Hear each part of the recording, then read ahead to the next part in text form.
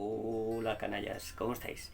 Hoy vengo a hablaros de La Abuela, una película de Paco Plaza y colaboración en el guión de Carlos Bermú. ¿Qué os da miedo? ¿Haceros viejos? ¿O que vuestros seres queridos se hagan viejos?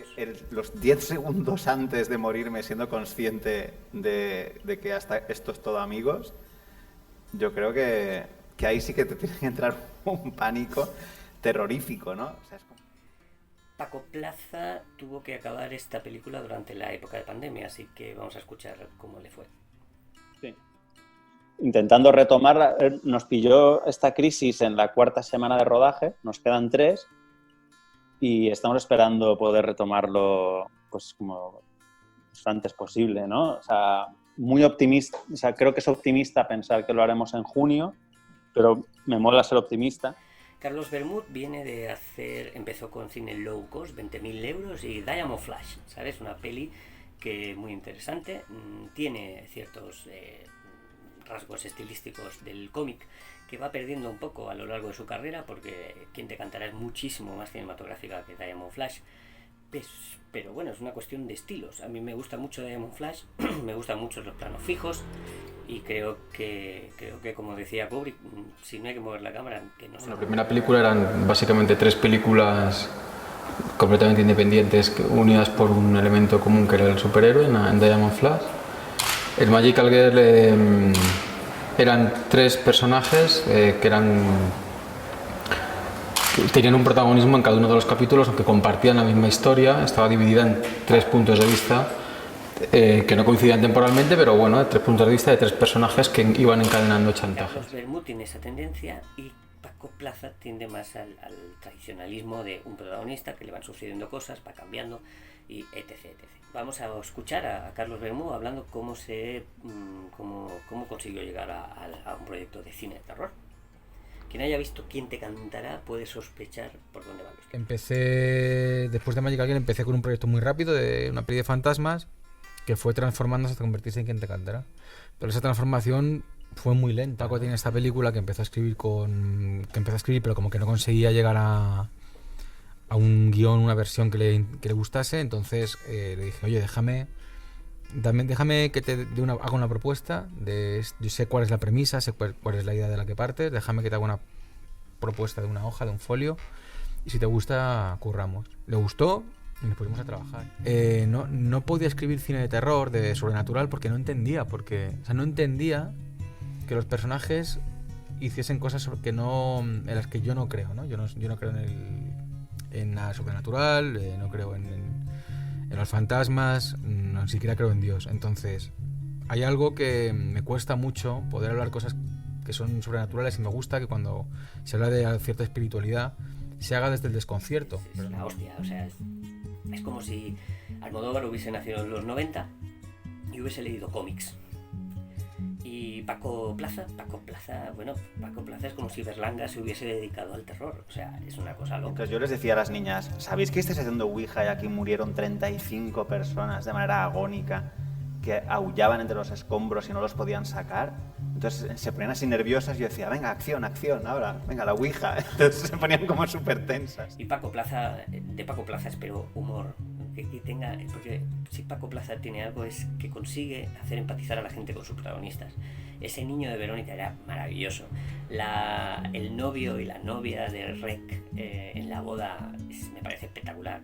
Toda la película de la boda de Rec, me parece que era la 3, me parece genial, me parece un cambio brutal y que no gusta mucho, pero a mí me encanta. El humor de alguna manera te ayuda a exorcizar tu miedo, ¿no? Por ejemplo, pasa en toda la saga, por ejemplo, de Pesadilla en Elm Street, que es una película francamente terrorífica, la primera, y la saga, a través del conocimiento del personaje y de las reglas, acaba derivando en una especie de parodia autoconsciente. Carlos Bermud tiene todo lo contrario. Tiene el hecho de ver personajes que parecen humanos, que guardan 1000 secretos, que no te van a responder, no tiene por qué, pero los hace interesantes precisamente eso. Que si una cosa tienen en común estos dos, y es una de las cosas que espero en esta película, es el ambiente localista, ¿sabes? Espero una película con con un ambiente muy cercano, porque son dos cineastas que trabajan desde lo cotidiano. Y que, no sé, que si te fijas un poco en la realidad, pues yo qué sé, las tiendas de cómics del centro de la calle Luna están al lado de los bares de viejos. Entonces, la propia realidad yo creo que te ofrece eso. Yo en mi propia vida ha sido así. Yo tengo un abuelo, mis abuelos son lo más... o han sido la cosa como, no sé, yo he vivido en Carabanchel mucho tiempo, en casa de mis abuelos, cuando ya no vivían. Ibas a los bares de viejos, me encanta el manga, entonces, que es que la propia realidad te lo ofrece, o sea, luego, ¿cómo lo pones? Pues juntándolo todo, no sé, tampoco es que tenga una fórmula para, de 2 gramos de manga, 2 imágenes, o sea, que no, lo hago de manera muy intuitiva. Haces de una manera muy local, es lo que finalmente acaba siendo más universal y trascendiendo, ¿no? Yo creo que esa es una de las grandes lecciones que hemos aprendido en los últimos años del cine coreano. Que es imposible que sea más local, con ese humor tan peculiar que ellos tienen, sus códigos de comportamiento unos personajes con otros, que a nosotros nos resultan muy chocantes, pero codificas como propios de ellos y le da una autenticidad a la película que creo que es un valor añadido.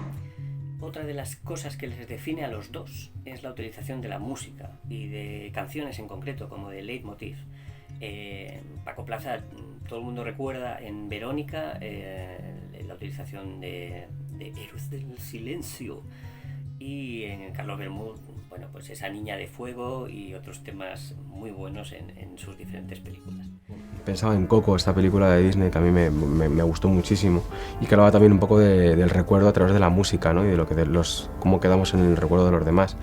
O sea que el fantasma o seguir viviendo una vez muerto en el recuerdo de los demás creo que también está un poco en Quien te cantara. Así que esas dos cosas las espero seguro. El tema localista, una canción o un leitmotiv que sea adecuado. ¿Por qué tengo tanto interés por esta película? Porque creo que va a formar parte de una corriente que estamos viendo en los últimos años, que es terror a la vejez y la figura del cuidador como víctima. A veces como víctima, a veces como verdugo, depende de la película. Pero sí que hay claramente una moto, hay una corriente que nos habla de eso, desde La visita de Shyamalan, el miedo a la vejez, el miedo a la degradación mental de nuestros mayores, el miedo a que sufra la persona que más quieres, tu abuela, tu padre, tu madre, etc. Creo que eso, el cine fantástico, sobre todo el cine de terror, es el cine que mejor lo está retratando. Tengo miedo a la muerte, al dolor, a que mis padres tengan Alzheimer. Entonces, mi pregunta, de verdad os lo digo, ¿qué os da más miedo? ¿La vejez o el hecho de tener que ser el cuidador de esa persona mayor?